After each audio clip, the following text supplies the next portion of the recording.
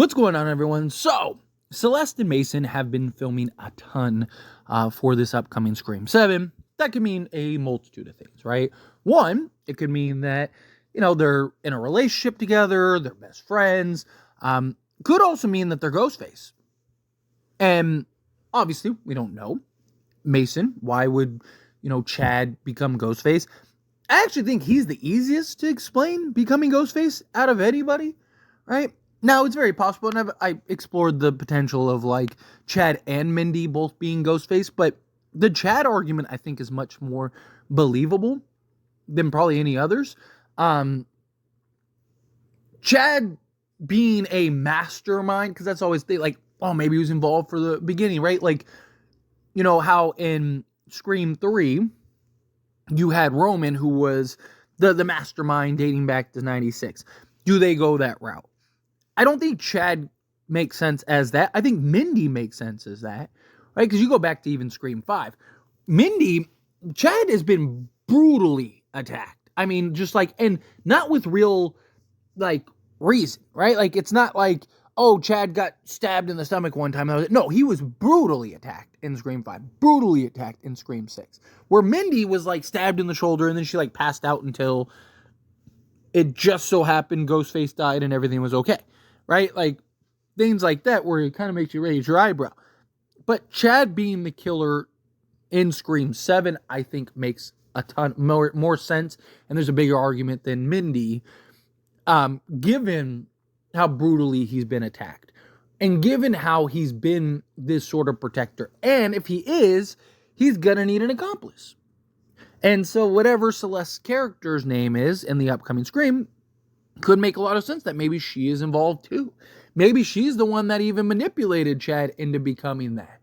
Chad might have been, had these thoughts in his head and kind of was like, maybe that's what I'll do. And then, no, I can't do that. And then met Celeste and she ends up kind of hey, what if and maybe he kind of goes into the dark side a little bit, right? I think there is this justification because it's simple, right?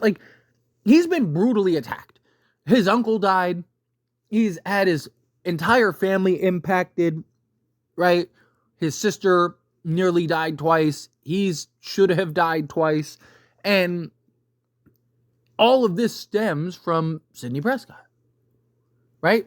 If Sidney dies, then maybe Ghostface will start dying down. Now, we all know it's a movement, right? Chances are it's probably not going anywhere, but it might cool down the amount of attacks, and people at least might not go after Chad and Melissa or Sam and Tara and Mindy, right? That could be his argument, right? Well, if I take out Sidney and Gail and them, and I kind of end this cycle, right? Well, then, yeah, there's going to be Ghostface, and there's going to be these independent Ghostfaces and stuff like that, but they're not, they have no point and reason to come after us, right? Now my friends would be safe, right? Because Sidney's dead, so people are, and even, not just that, but you got to look, you had Amber and Richie, who basically wanted to replicate what happened to Sidney, and use Sam in that manner. Okay, well, then in Scream 6, it was the family revenge element. Okay, again. Right? But it's not the Ghostfaces haven't necessarily been direct targets to Sidney, or to, the core four. Right? And Chad is the core four protector. He's the guy that wants to keep them safe. He's the one that, is maybe still in love with Tara and they broke up or whatever, right? Where is Sam and Tara? Sam and Tara are away. They're in, they're on a vacation because school's out or whatever. And so now Chad ends up going out and checking to see what's up, right? Or maybe, what if Mindy dies? What if Mindy's the opening scene? And if Mindy dies, maybe that causes Chad to spiral, and then he starts going after them too, and he wants to go after Sidney and stuff. What if the Ghostface isn't even originally after Sidney and Gail and stuff? What if Chad's the Ghostface that's after them, and the other Ghostface is just after other people or Sydney's daughters or whatever, right? Like, I mean, there's a million ways you could slice this, but, or you could kind of go the scary movie route where you have Chad who's copycatting a killer that already exists.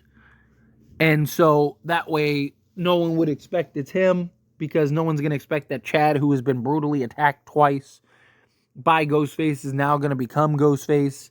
And there's other Ghostface that are out there that are probably going to get caught at some point. And then those Ghostface can get caught and I'm free and clear and safe. Right? And then I can just pretend like I was a victim too once again. Right? Like, do something like that. Right? And maybe even have like a little Ghostface versus Ghostface showdown. Something that many have wanted to see for some time. Right? Because, I mean, like I said, Chad has always been the protector. Right? He's always been the one that's willing to do whatever it takes to protect his friends, to protect his, to protect the ones he loves. And you have the core four who has just been targeted now twice. And I'm sure he has this concern of like, what happens if they come back? And maybe if Sydney dies, maybe then I can, and like I said, maybe you have somebody like Celeste who's really doing it. I mean, this is kind of the Dewey idea, right? There's been a run in Dewey theory, which I do think the Dewey theory is much more plausible, if I'm being honest, right? Because Dewey was, like I mentioned, Dewey wasn't brutally stabbed. Scream 96, he was just stabbed in the back once, and the knife was let in. And then Scream 2, he was stabbed like, 2 or 3 times, but it was like in the same spot that he was stabbed in the first time, and it was the scar tissue that saved him and all that, right? Like, is that a coincidence, or is that like something that was planned, right? Like, you can really kind of explain Dewey a lot, but obviously they killed off Dewey, so you can't have Dewey become the ultimate mastermind type thing. But you could have Chad not necessarily being the ultimate mastermind, but him, because in a lot of ways he is kind of Dewey 2.0. 2 straight movies, he was attacked, ended up surviving, giving the thumbs up at the end, right? Okay, cool.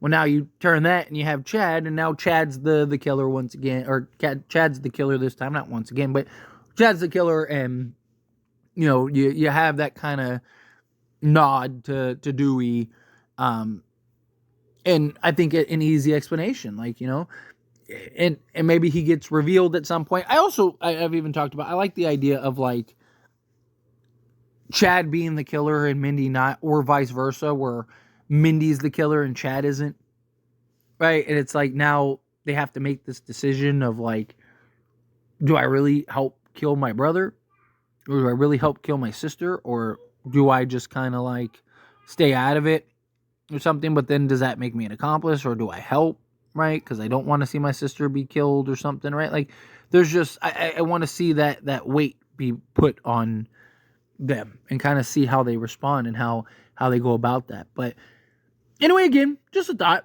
just a little idea. I just want to hear your thoughts and opinions as always, so let me know down in the comments below. What do you think? Everyone, what are your thoughts? Do you like the idea of Chad and Celeste potentially being Ghostface? Do you think, like, no, at this point it'd be silly? I think maybe Celeste could be Ghostface and not Chad. That could be a possibility.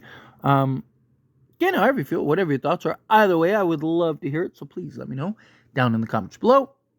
That being said, if you haven't liked this video, hit that like button. Helps me a lot. So we enjoy these types of videos, and I truly appreciate it. Not subscribe channel, what are you doing? Hit that subscribe button. Turn on the bell notifications. Appreciate y'all. See you in the next one. Thank you.